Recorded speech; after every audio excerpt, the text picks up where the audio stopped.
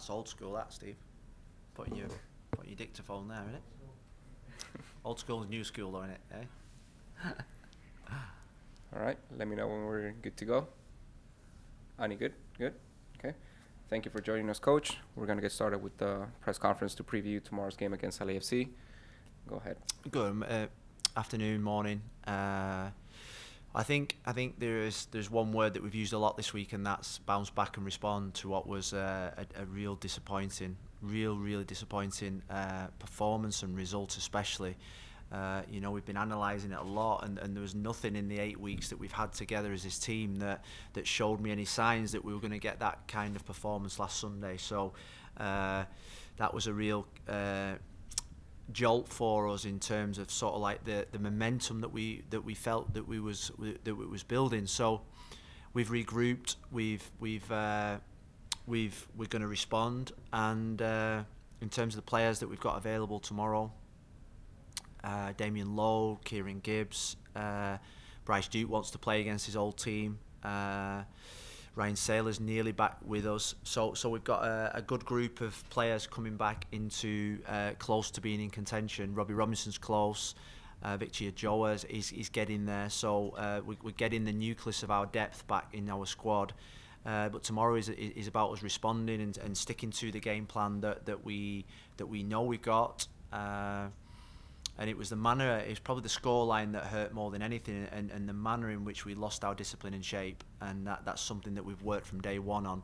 So tomorrow I expect us to be back to what we've worked on, back doing the things that we've worked on, and for the players to take real ownership when they're out there on the pitch.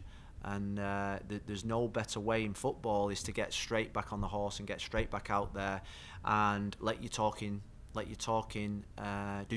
the field. And that's how I feel coming to this press conference today, is that we've got to do our talking on the field. And tomorrow we will do that. We owe our supporters a performance, and for me it's about building a fortress here at the Drive Pink Stadium to make sure that when teams come here it's going to be hard, and we're going to make it where we're successful in our home games. If you have a question, please raise your hand. All right, we'll get started with Jose.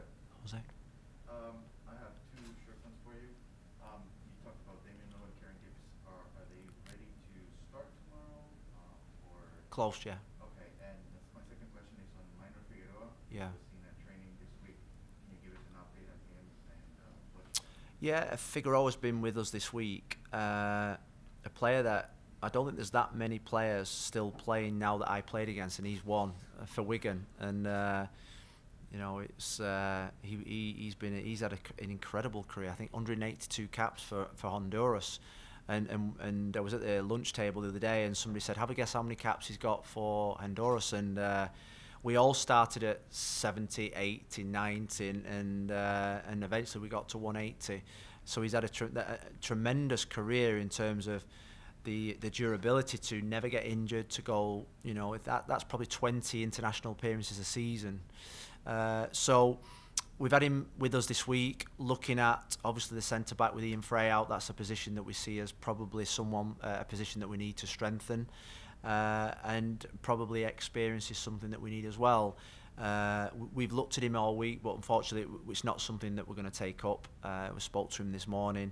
A fantastic boy, but we're just looking for probably something a little bit different. But we wish him all the best. He really has got a wand of a left foot. All right. Next question, Steve. We know it's a transitional phase and all that kind of stuff. But Yeah. After results like that, do you go mad at them? Do you go crazy in the changing room? Do you hold back and just understand it's the bigger picture? Because it's disappointing for you, disappointing for everyone. Yeah, I mean, because they're a young team, and because of the manner of the defeat. It was hard to really shout and bawl at them, really. I wanted to know why. That was the biggest thing. I wanted to know why. We made them sit through the video of the game and certain periods of the game, and wanted to know why they did things that they did. And with a new team, what you do need, you need your experienced players to show leadership, to show accountability. And what I found in the meeting during the week is we had a lot of players that were willing to take accountability and that were willing to put their head above the parapet to say, no, we need to do this better. We need to do these situations better. We need to stick to the game plan. And I think that's the evolution of a new team, is that last Sunday was probably a jolt to us all in terms of sort of like how early we are in the rebuild. But that's not an excuse for some of the things I've seen. That's not an excuse for hiding behind what for me, I take full responsibility, was for a poor result for this football club. But we are in the early stages. We have rebuilt, and you know, the big disappointment was that I'd not seen those characteristics or behaviours. I'd not seen those characteristics or behaviours in any pre-season game. And tomorrow we need to get back to the characteristics that I believe are important for successful teams. We'll go to Franco, then Austin. Phil, what kind of game are you expecting from LAFC tomorrow? Got off to a decent start, 4 points from the first 2 games. They have a time change, so 1:30 for them, probably 10:30 in the morning. So what do you expect from them on the? Well, I mean, I think they've got outstanding ability in the front half, in the top end of the pitch. They've got a new coach who plays a real distinct system and football, which you can see. It's really clear, coming off the back of a really disappointing season last year, where for their talent they probably expected more, just like ourselves, and who've started the season really well, and they look like they've got real confidence, and they've got a player in Rodriguez and in Vela who can win games on their own. You've seen that in the first game with Carlos Vela as another player that I know very well. For Sociedad and for Arsenal, saw a lot of, and individual players in this league of that ability are the difference makers, and that's what we're looking at from our difference makers. They've got to win games of football for us, and like Vela did in the first game for LAFC. So they're a real dangerous side, and a side that's full of confidence, and a side that will want to get into those playoffs like they didn't last year. Next question, Austin, then Chris Whittingham. Wanted to ask about Noah Allen and the left back situation. Is there a possibility, given Gibbs still recovering, Jonah Jones still recovering, that he could possibly get a homegrown contract to play, throughout the MLS season? Yeah, we've offered him an MLS homegrown contract, and he signed it this week, which is brilliant news for the club. We've not announced it yet because we're waiting for paperwork. Final Paperwork, which tends to take longer than expected. But he's now an MLS player, and we wanted to use this period in pre-season to see how he developed, to see the challenge that's in front of him. I think what we've seen in the first 2 games is everything that you want to see. He's got incredible talent that needs time to develop. He was disappointed to be subbed at half time, but I felt as if we needed a little bit more experience on the pitch. But he's well in my plans. He knows we think a lot of him, and he knows he's got a lot of work to do to keep improving. And he's another one on the production line that we want to produce our own to get into the first team and stay in the first team. So it was a proud moment for him and his family this week that he's worked so hard to earn his MLS contract. Next question, Chris Whittingham, then Michelle Kaufman. Now that you've had the chance to start both Campana and Lassiter, yeah. Can you compare and contrast what they offer in the forward line alongside Gonzalo? Campagna, they're both totally different. They're both totally different in terms of sort of like Lassiter is, you think about counterattacks, you think about speeding behind, you think about that unpredictability. I think that's what Ariel brings, and I've been really happy with how he's settled into the football club, and he says the same thing. With Campagna, I think there's another 40% to come from him in terms of his. I think there's goals. You think about his goals last week was a real top class finish in terms of his gaining confidence in his. He's 21, but probably got a physique of a 28-year-old. So he needs to gain confidence in his body that he can start dominating centre-backs. With his size, he should be dominating centre-backs, and that's what we've been working really hard with him, is that with that type of physique, he should be dominating centre-backs. We saw a little bit last week, we saw a little bit in the Chicago game, so tomorrow will be another example for both of them to show their qualities. They're both going to play probably in most games this season, with the way that we've done our roster, and I think that the chances that Campagna gets means he's a tremendous goal threat. What we've challenged Ariel to do is when he gets the same chances is to be a little bit more composed. And I think there's goals in both of them. And what it does do, it gives us great options to play two different types of profile strikers with Gonzalo. Michelle Kaufman, then Mike DiPasquale. Hello, everybody from Brooklyn, New York. I had two quick questions. Phil, you mentioned earlier Damon, Kieran, and Bryce. Are they ready for tomorrow, or they are not ready for tomorrow? I just wasn't clear on that. I've avoided that for the last three questions. Look, I think Damien and Gibbs have got a great chance. Bryce just wants to play because it's his old team. So I think Bryce has got the lesser of the chance. If you was putting it in order, Lowe, Gibbs, and Bryce from top to bottom, I've got a chance. And then, all right, thank you. And then the second part of my question is, do you anticipate using a similar or same starting lineup, or do you think you're going to make some adjustments for LAFC tomorrow than what you did last week?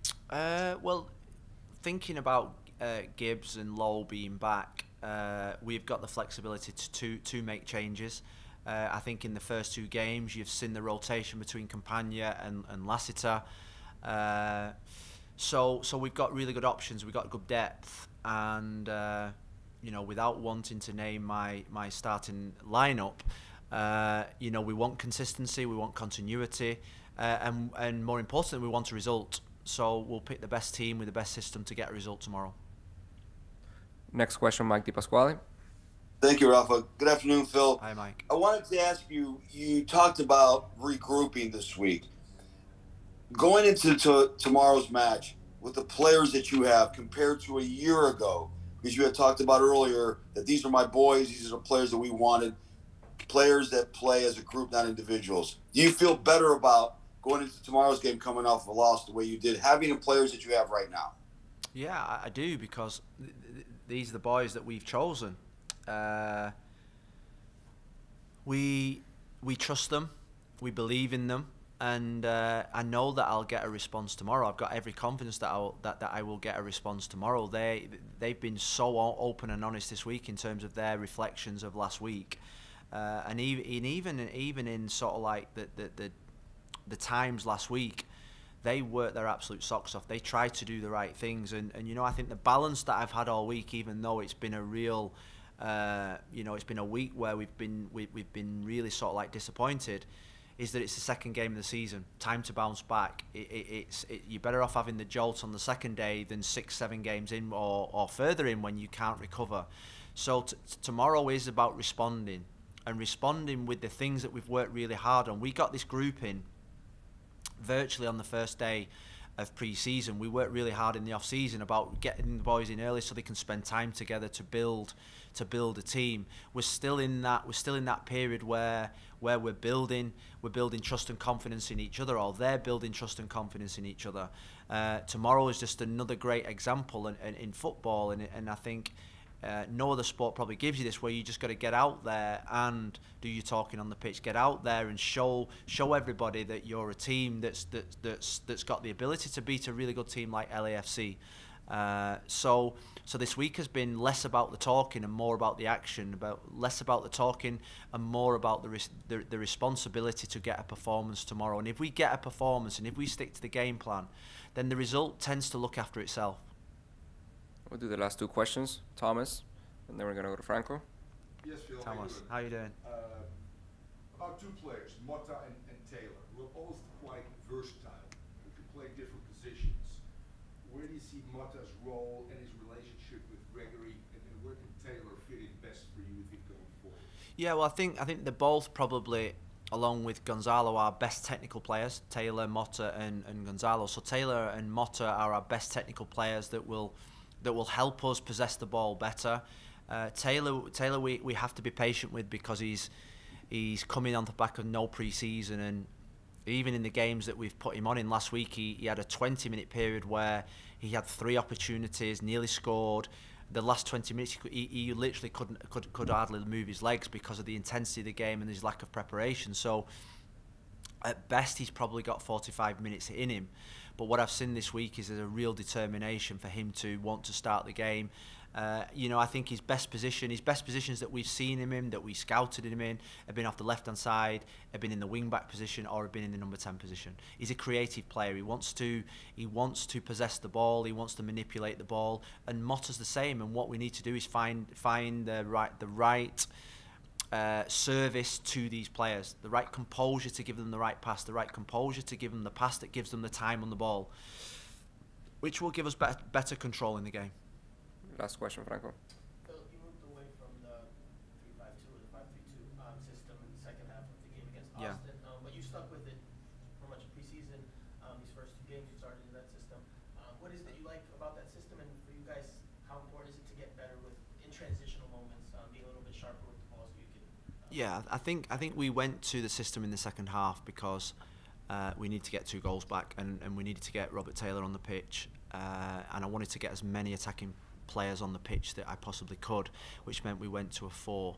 The 3 at the back system I think has helped the younger centre backs. Thinking about Ian Frey before his injury, Jairo, and Chris McVeigh coming in, it just gives them a little bit of extra protection. But we worked in pre-season on 2 systems, 4 at the back, 5 at the back. We wanted flexibility and adaptability. We know that Robert Taylor can play in central midfield with Motta.